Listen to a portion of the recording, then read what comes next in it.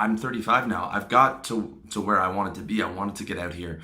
And anytime I'm feeling like I'm stressed or I have too much going on, I just cut it off my plate because I want to enjoy my life right now, not when I'm 58. I can't keep pushing it on the future. Okay, you have to enjoy a lot of it now, and you have to work on being self-actualized now. And if you're not doing what you want and you're not enjoying it enough, you have to start doing that and use your mortality, the fact that you are not going to live forever, as a motivational tool to push that past that problem. Okay. So number two, for the next thing that you should expect is that chasing girls becomes less fun because you've probably had a good number of girls, your sex drive is not as high as it used to be, and just the whole intoxication with women starts to fade. When you were 14, I remember just kissing a girl would be insanely intoxicating, whereas now it doesn't affect you in any type of the same way. And it's one of the downsides of taking girls off the pedestal is that you don't feel those really strong emotions easily. It takes a long time to find a girl that you really like. And just the whole going out and picking up girls like you did when you were 21 or 22 doesn't have the same effect anymore. It's not as exciting anymore. It doesn't really do it for me anymore. Okay. And this is why you hear about a lot of former players start to look at settling down around 35 because it just doesn't hold the same weight.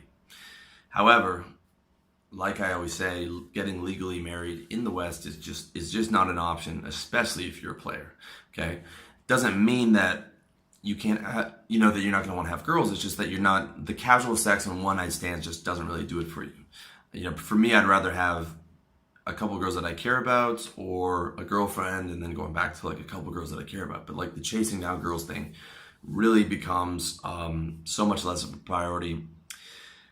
Nightclubs are a nightmare. I didn't even like nightclubs when I was young. If you watch my video, nightclubs are the worst way to get laid. I still think they are. But going to the club, I rarely go to the club. And, you just don't want to go. I didn't want to go when I was younger, but even more so now, okay? Now, the positive to that is it's way easier to focus on your business. It's way easier to get up early in the morning. It's way easier not to get involved in drama with girls that you might have had in your 20s. And as a solution, if you are worried about your sex drive, working out every day is a big thing. Getting your diet together, having adequate protein and adequate saturated fat. You do need a bit of saturated fat for your testosterone, as well as eating lots of vegetables for your veins and for your blood flow.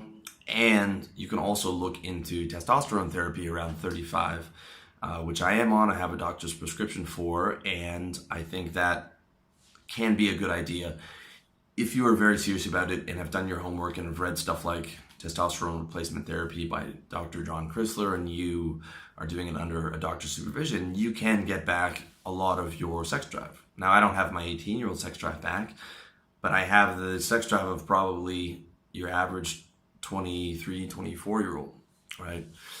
Which is still not nearly as much as mine was because mine was super high, but I would not want that back because I could not.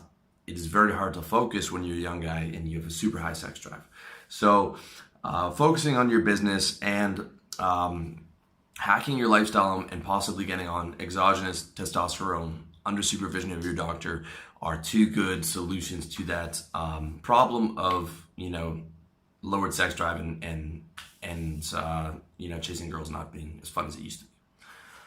Number three, social pressure gets stronger. So like I said in my video, How to Murder Your Middle Class Mentality and Join the Outcast Class, the average mid-30s man lives for being a respectable citizen. The white picket fence, the family, the wife, the right car, the right investment property, on and on and on. You know what I'm talking about, the middle class dream, and that is what they live for. And the social pressure to become that guy becomes very much stronger. I had a conversation with guys who are in their mid-20s, and they were asking me why this happens and why guys do that, and why there are a couple well-known men's movement guys who are former players who did get settled down and had the kids and sort of wrote off their past as a player as immature. And these 25-year-old guys are trying to understand why they're doing that. And the reason is, it's not necessarily just because the chasing girls is less fun and you're getting older. The primary reason is the social pressure, okay? It is the social pressure of becoming that respectable guy. When you're in your 20s, you can get away with it, and your parents aren't going to make a big deal when you're 24 and you're playing around with all these girls. But as you get older, not just your parents, but many people are working a job, their coworkers all have families, their friends are starting to have families, their own mom and dad are asking when they're going to get grandchildren. And society has a pretty negative view on guys such as myself, who are not doing that, who are open, that they are, that they enjoy the company of many women, especially if you've come out to Thailand or something like that.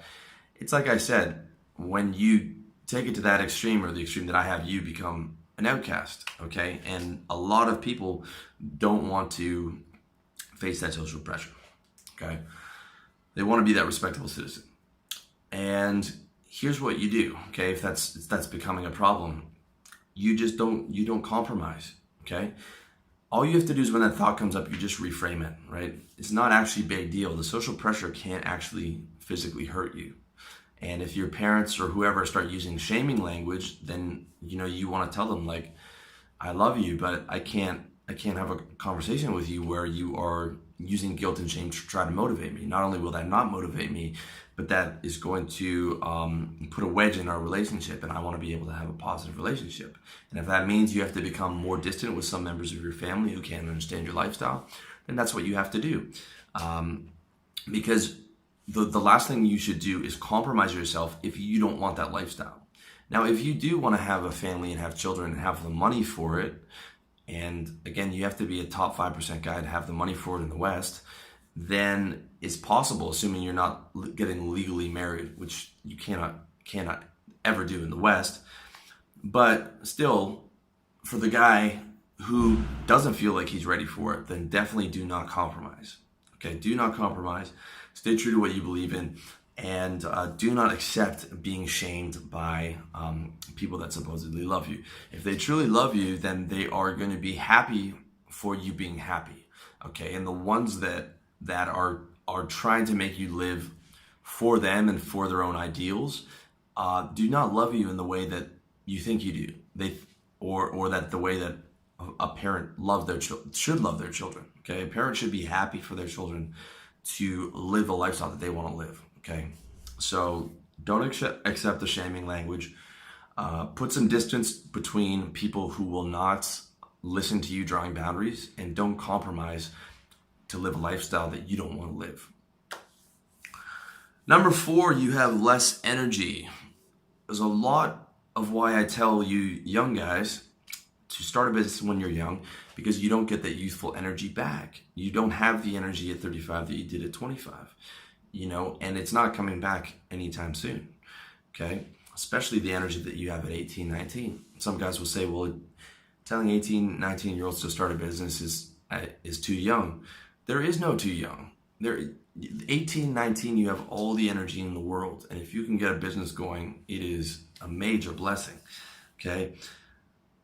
Now, naturally, you do not have the same energy. However, with state management, you can get back the vast majority of the energy that you had, okay? And in some ways, I have more energy than I did when I was 21 because my lifestyle and diet was so horrible.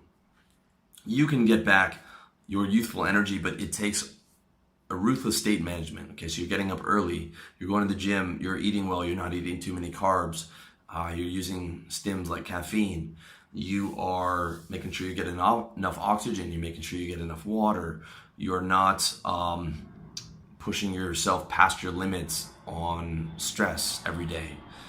Really, the key to it is state management, and you can deflect 90% of that energy loss, right? Like, I'm able to put as much energy in my business as a 23-year-old guy would be because I'm really ruthless with my state management. And then by the end of the day, when I'm tired, then I can be a 35-year-old guy and just fucking relax and not have to worry too much. But during the day, I'm very ruthless about my state management, and that allows me to be able to put in work 7 days a week on my business at, high energy level, or an energy level of a guy who's probably 23 or 24, because I do the work and because I take that seriously. Number 5, kidney, gut, and joint issues. This is not necessarily true for everyone, but it is true for a lot of guys that I talk to, as well as myself. So basically, if you spent the first 20 years of your life, which most people did, eating the standard American diet with the GMOs in your food and all the FODMAPs like gluten and dairy and all these other things, and maybe, hopefully, you get it together in your 20s and get your diet together. But if you don't, then chances are you're going to have some issues in your 30s with your guts, with your kidneys, and perhaps with your joints. Now, all those issues, in my opinion, are related. Okay, your gut, your liver, your kidneys, and those all affect your body in different ways, but in my opinion, they're all related to what you are putting into your body, right? What you're drinking and what you're eating. So you'll get stuff like, you get bloated easier, like salt is way more noticeable because my kidneys process that slower, which means that you get bloated quicker. Like if I eat a bunch of McDonald's, it's gonna show on my face that night, and the next day. You might even see it in some of my videos, where some videos I look like I have definition in my face, and then some videos I don't, because I was out the night before having a few drinks and ended up getting Subway at 1:30 in the morning.